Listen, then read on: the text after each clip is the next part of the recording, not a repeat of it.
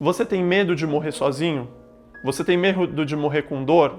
A proporção de pessoas que responderam sim a essa pergunta, que tem medo de morrer sozinho ou medo de morrer com dor, é maior para as pessoas LGBTs em relação às pessoas não LGBTs.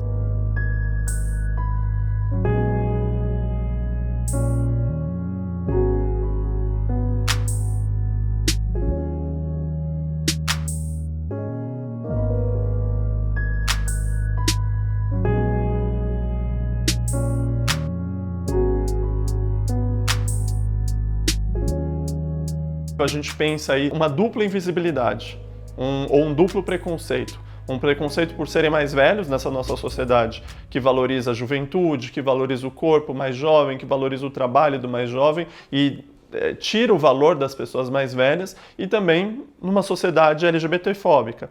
Quase não tem política pública para essa população, né? Então a gente gostaria de pensar em um acolhimento melhor nas unidades de saúde, um acolhimento melhor nas instituições de longa permanência, ou como que essas pessoas estão incluídas nos programas de rastreio, no acesso à saúde, ou como se dá o acesso à saúde, como se dá o acesso à cidade também dessas pessoas. Então são grandes desafios até para a gente pensar daqui para o futuro, tanto para a população que já é velha, quanto para a população que está em processo de envelhecimento.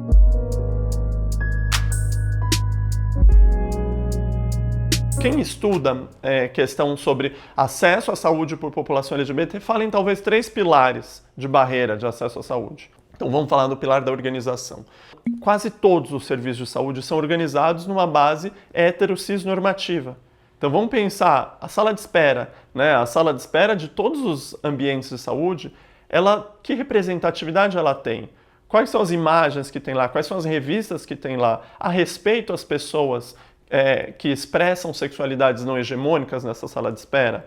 Como que são os formulários dessas unidades de saúde? Esses formulários contemplam gêneros não binários ou populações trans ou lésbica, gay ou bissexual? Se sente à vontade de preencher um questionário como esse?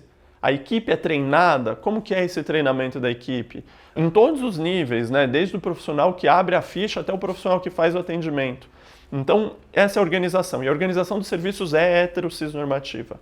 A relação seria a relação entre o profissional e o usuário, que é uma das condições central para a qualidade da assistência, e às vezes um indicador é se o usuário se sente à vontade ou não de revelar a sua identidade de gênero ou sua orientação sexual para o profissional, e o outro é o contexto onde esse usuário está inserido. E um contexto marcado por questões como racismo, passabilidade, questões socioeconômicas e até de escolaridade, de moradia.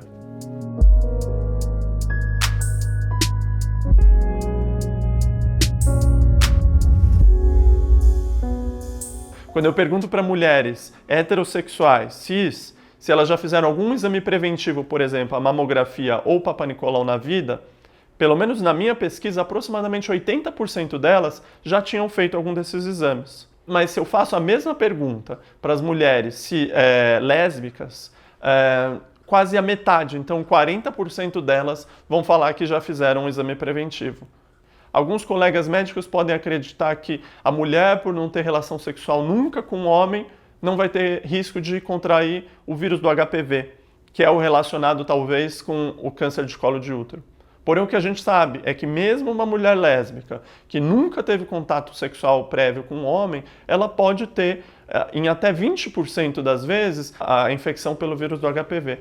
Então, é um indicador indireto de qualidade de assistência e que mostra essa questão da desigualdade de acesso e que quando a gente vai falar de envelhecimento ativo, envelhecimento saudável, a principal questão que a gente tem que pensar não é só talvez no tratamento da doença lá na ponta, a gente tem que pensar na promoção da saúde.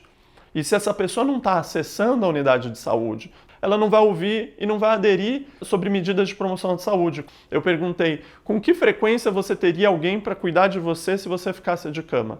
A proporção de pessoas LGBTs acima de 50 anos no nosso país que responderam nunca ou quase nunca teriam alguém para ajudar se ficassem de cama foi maior no grupo LGBT em relação ao grupo não LGBT, denotando uma questão de suporte social mais frágil. E que quando eu estudo questões da velhice, do envelhecimento populacional, suporte social é uma das coisas mais importantes, melhor do que qualquer remédio. Então não basta eu prescrever um remédio que custa R$1.000, R$2.000, se a pessoa tiver dinheiro para pagar, se ela não tiver suporte social. Se ela não tiver alguém para ir lá supervisionar o remédio, não tiver alguém para ajudar na alimentação, se ela precisar dessa ajuda.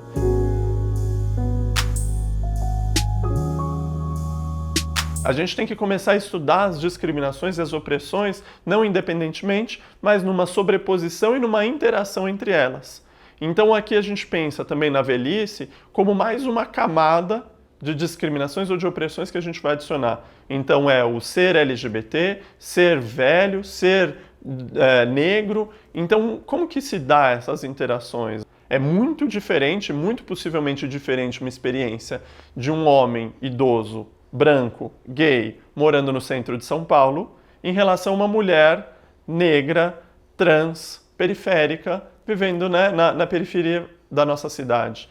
Então eu acho que daí, acho que a questão da gente pensar na interseccionalidade é cada vez mais estudar isso, se apropriar desses estudos, desses conceitos da interseccionalidade e pensar em como a gente vai ser mais equitativo.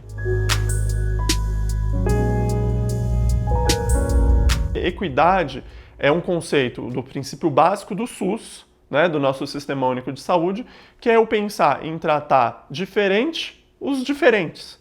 Então, talvez eu dar mais para quem precisa mais.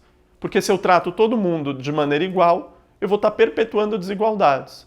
Então, eu acho que a gente tem que olhar para a interseccionalidade, garantir o princípio da equidade, que tantos profissionais de saúde ainda confundem. Eles acham que a gente tem que ser igualitário, só que a gente só vai ser igualitário a partir do momento que a nossa sociedade for igualitária. Nossa sociedade é desigual.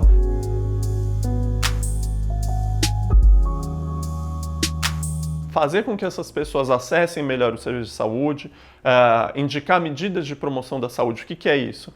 Orientar, parar de fumar, talvez beber com consciência, atividade física, alimentação saudável, sono saudável, controlar o estresse. Então, tudo aquilo para promover a saúde, isso é fundamental. A gente pensar que barreiras a população LGBT tem em relação à população não LGBT para aderir às medidas de promoção à saúde. A gente não pode esquecer que nosso ensino ele é baseado na hegemonia. A gente mostra questões hegemônicas, como a heterossexualidade, a cisgeneridade, ou até a juventude como norma. E tudo aquilo que sai da norma é visto como o diferente. E eu acho que a questão principal é nós não estamos preparados ainda para lidar com o diferente. É isso que a gente precisa, né? A gente precisa lutar para que os profissionais sintam preparados, estejam preparados para lidar com a diferença. E lidar de maneira respeitosa. Eu acho que esse é o principal.